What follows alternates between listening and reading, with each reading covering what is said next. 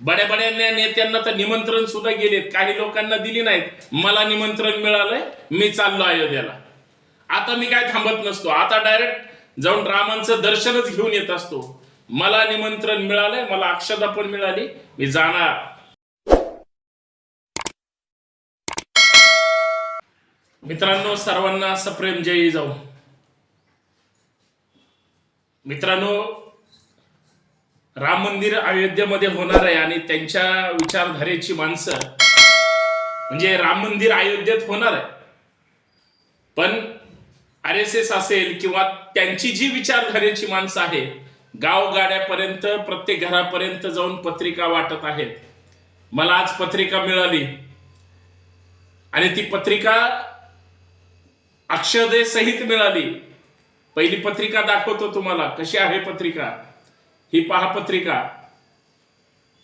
प्रभू श्री रामचंद्राचं जे प्राणप्रतिष्ठा 22 जानेवारीला होणार आहे, त्याची पत्रिका त्यांची लोक विचाराशी कशी बांधील आहेत बघा. प्रामाणिकपणे गावगाड्यापर्यंत काम करतायत, त्याचं हे उत्तम उदाहरण आहे. पत्रिका अशी आहे, श्रीराम जन्मभूमी निर्माणाधीन मंदिर अयोध्या, आणि मग रामाचं चित्र आणि मंदिराचं चित्र या ठिकाणी छापलंय. मित्रांनो, ही सगळी गोष्ट तुमच्याशी मी का शेअर करतोय. अक्षदा सुद्धा मिळाली, हे घ्या अक्षदा. अक्षदा सुद्धा घराघरापर्यंत आली, घरापर्यंत पोहोचली. आणि काल ते सांगत होते आमच्या सगळ्या सोसायटीमध्ये की ही अक्षदा थेट अयोध्यावरून आली. म्हणजे मला 22 जानेवारीला म्हणजे राम मंदिर होणार आहे तिथं, म्हणून जी काय देशभर दिवाळी साजरी करायची, ही अक्षदा माझ्या सुद्धा घरात, मंदिरात किंवा आपल्या देवाऱ्यात ठेवून आनंदोत्सव साजरा करायचा आहे. आणि सांगत कोण होतं? RSS ची माणसं. प्रत्येक गाव गाड्यामध्ये, प्रत्येक घरापर्यंत RSS ची माणसं पोहोचतायत. कुठे आहेत तुम्ही? आम्ही कुठे चर्चा करतोय? आम्ही काय नेटवर्क आहे आमचं? काय आमचं नेटवर्क नाही, ह्यांचं नेटवर्क बघा. ही दुसरी पत्रिका आहे त्याच्यासोबत. त्याच्यामध्ये सुद्धा त्या राम मंदिराबद्दल आणि त्यांची काय माहिती असेल ती मी वाचून दाखवणारच आहे. परंतु मोदी साहेबांचं नेटवर्क बघा कसं आहे. RSSचं, भाजपचं, त्यांच्या वेगळ्या सहयोगी संघटनांचं एवढं ब्रँडिंग तर कधीच केलं नाही. हे सगळं ब्रँडिंग परत तिसरी टर्म लोकसभेची जी निवडणूक आहेत ना, त्याची ही पूर्वतयारी आहे. कारण राम मंदिर जे चित्रात दाखवलं गेलं, म्हणजे तुम्हाला आश्चर्य वाटेल, हे जे राम मंदिर दाखवलेलं आहे, हे राम मंदिर अजून पूर्ण झालेलं नाही. पण राम हा भावनिक विषय, मंदिर झालंच पाहिजे. खूप संघर्ष झालाय. मी लहान होतो त्यावेळेस पासून पाहतोय, संघर्ष सुरूच आहे. होतंय ती आनंददायी गोष्ट आहे. कोण करतंय याच्यापेक्षा त्या कृतीला महत्व आहे. काहीच हरकत नाही, आम्ही तेही मान्य केलं. परंतु त्याचं ब्रँडिंग ज्या पद्धतीनं केलं जात आहे, मग ते धर्माच्या नावावर केलं जात आहे की अजून कशाच्या. यांचीच काही लोक जे धर्माचे सर्वोच्च धर्मगुरू म्हणून असतात, त्यांचं योगदान काढतात. म्हणजे यांची निष्ठा फक्त नेत्यांबद्दल आहे. आज RSS गावगाड्यापर्यंत ह्या सगळ्या पत्रकांचं वाटप करतंय. त्याच्यावर असं लिहिलंय की विश्वभरातील राम भक्तांना निवेदन.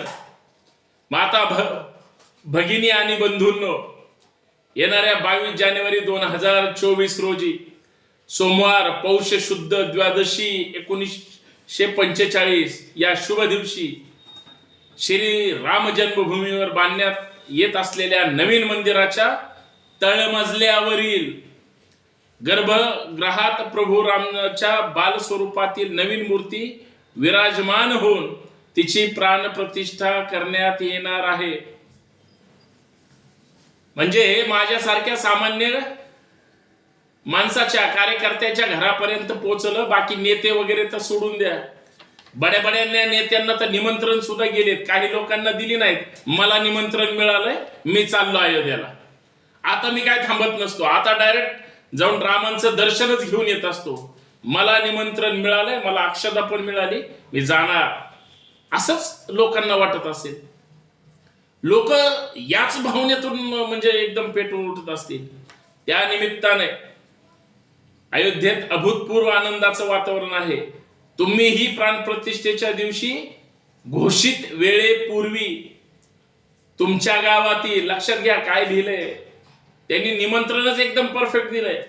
तुमच्या गावातील, परिसरातील, कॉलनीतील मंदिरात शेजारच्या राम भक्तांना एकत्र बोलवा, भजन कीर्तन करा, दूरदर्शन किंवा पडदा लावून त्याच्यावर LED स्क्रीन सुद्धा लावा आणि अयोध्येतील प्राण प्रतिष्ठेचा समारंभ सगळ्यांना दाखवा.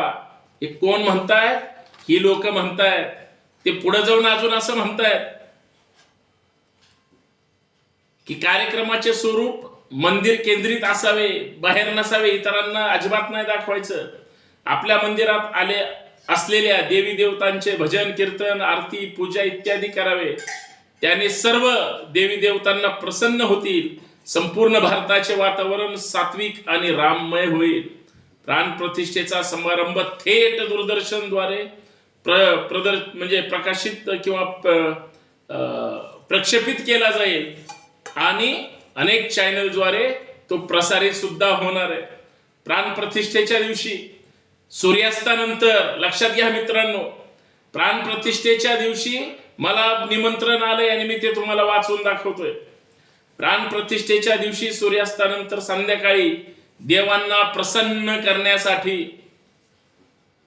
आपल्या घरासमोर दिव्यांच्या माळा लावून सजावट करावी. जगभरातील कोट्यावधी घरांमध्ये दीपोत्सव साजरा करावा. आपणास विनंती आहे, प्राण प्रतिष्ठेनंतर प्रभू श्री रामलल्लाच्या दर्शनासाठी आपल्या सोयीच्या वेळी सकुटुंब अयोध्येला यावे. अयोध्यातून थेट निमंत्रण आलंय. निवेदक श्री राम जन्मभूमी तीर्थक्षेत्र. रामलल्ला आएंगे, पॉलिथीन नहीं लाएंगे, स्वच्छ अयोध्या धाम बनाएंगे. आणि मग तिथला संपूर्ण मंदिराचं विवरण हे दुसऱ्या बाजूला मित्रांनो या ठिकाणी दिलेलं आहे. अशा पद्धतीनं त्यांचं प्लॅनिंग बघा. मला चर्चा निमंत्रणाच्या सोबत ही जी अक्षता घराघरापर्यंत आणून दिली ना, त्याच्याबरोबर प्रत्येक घराघरापर्यंत ही लोक पोहोचलीत. तुम्ही कुठल्या विचारधारेचे आहात, कुठल्या पक्षाचे आहात, संघटनेचे आहात, तुम्ही कुठल्या जातीचे, धर्माचे अजिबात काही विचारलं जात नाही. थेट निमंत्रण दिलं जातं आणि खास करून चौकशी करून जातात. ते काय संघाची लोक फार शिस्तीतली लोक आहेत. ती एकदम घरापर्यंत जाऊन तुम्हाला अक्षदाच नेतात. आमची लोक मात्र ते शबनम गळ्यात घालून, टोप्या घालून त्यांच्या माग माग चालतात. आणि मग जो काही मंदिराच्या विवरणाचा कार्यक्रम आहे तो सुद्धा तुम्हाला सांगितला पाहिजे. तर कार्यक्रम असा आहे, मंदिर पारंपरिक नागर शैलीत बांधले आहे. मंदिराची लांबी पूर्व पश्चिम 380 फूट आणि रुंदी 250 फूट आणि उंची 161 फूट आहे. 3 मजली मंदिर, प्रत्येक मजल्याची उंची 20 फूट, एकूण 392 खांब व 44 दरवाजे आहेत.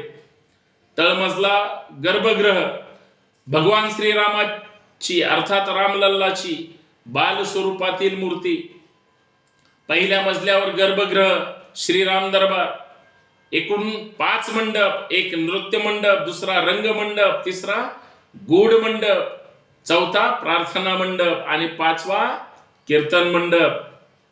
खांब आणि भिंतीवर देवदेवतांचे आणि नृत्यांगनाच्या मूर्ती आहेत. राम मंदिराच्या 32 पायऱ्या, त्यांची उंची आहे 16.5 फूट. वर चढून गेल्यानंतर पूर्वेकडून सिंहद्वारा मार्गे आतमध्ये प्रवेश होईल. अपंग आणि वृद्धासाठी रॅम्प आणि लिफ्टची सुद्धा व्यवस्था केली आहे. कोणीही काळजी करायची गरज नाही. चौफेर आयताकार भिंत, प्राकार, लांबी 732 मीटर, रुंदी 4.25 मीटर. प्रकाराच्या भिंतीच्या दक्षिणेला हनुमान मंदिर आहे आणि उत्तरेला अन्नपूर्णा मातेचं मंदिर आहे. मंदिराच्या दक्षिणेकडील पौराणिक सीता कूप आहे.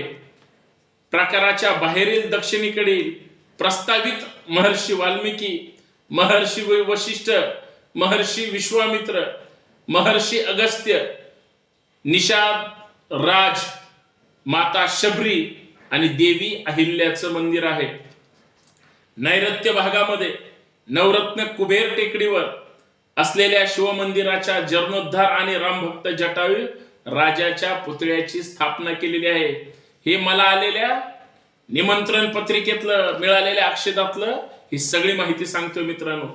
त्यांनी एक सूचना सुद्धा दिली. दिनांक 1 ते 5 जानेवारी म्हणजे आजपर्यंतच 2024 हे अभियान अयोध्या येथे श्री रामलल्लाच्या दर्शनासाठी अक्षदा देव निमंत्रण देण्याचे अभियान आहे. या काळात मंदिरासाठी कोणतेही निधी संकलन होणार नाही. ज्यांना निधी मंदिराकरता द्यायचा आहे, हे महत्वाचं आहे, द्यायचा आहे त्यांनी ऑनलाईन निधी पाठवावा. कार्यकर्ते रोख किंवा चेकने स्वीकारणार नाहीत. नोंद घ्यावी. धन्यवाद. याच्यातून प्रश्न कोणाचा सुटणार आहे हे राम राम बोलून तुम्हीच लक्षात घ्या. पण मित्रांनो, ज्या पद्धतीचं प्लॅनिंग पाहिजे असतं एखादा कार्यक्रम पूर्ण करायला, ज्या पद्धतीचं नियोजन पाहिजे असतं देशभरात वातावरण करायला, आणि ज्या पद्धतीचं अजेंडा राबवायचा असतो प्रत्येक माणसाच्या दारापर्यंत, उंबऱ्यापर्यंत आणि खोपडीपर्यंत हा विषय जा, ते फक्त ह्या लोकांकडून शिकावं का? यांचं प्लॅनिंग, मायक्रो प्लॅनिंग ह्यांनी बरोबर लोकांपर्यंत पोहोचण्याचं काम केलंय. पूर्वी मी लहानपणी ऐकायचो, राम मंदिर वही बनाएंगे, राम मंदिर वही बनाएंगे, तारीख नाही बताएंगे. आता तारीख सुद्धा आली 22 जानेवारी. पत्रिका सुद्धा आल्या, अक्षदा सुद्धा आल्या. ह्याच अक्षदा आता प्रभू श्री रामचंद्रांच्या आपल्या आपल्या मंदिरावर पण टाकायचे, मूर्तीवर, किंवा त्या सगळ्या पूजा करायच्या. हे सगळं असलं प्लॅनिंग. काय करू? जाऊ का अयोध्येला? निघायचं का अयोध्येला? का ह्यांचं सगळं जे काही राजकारण चाललंय ते आपण पाहायचं. खरं तर सरसकट सगळ्यांना निमंत्रण दिली गेली पाहिजे होती. पण जर अशा पद्धतीने ठराविक लोकांना निमंत्रण देत असतील तर त्याच्यावर सुद्धा विचार केला पाहिजे. बाकी जे आलं होतं ते मी दाखवण्याचा प्रयत्न केलाय. धन्यवाद. जय जिजाऊ, जय शिवराय. सर्वांना सप्रेम राम राम. धन्यवाद.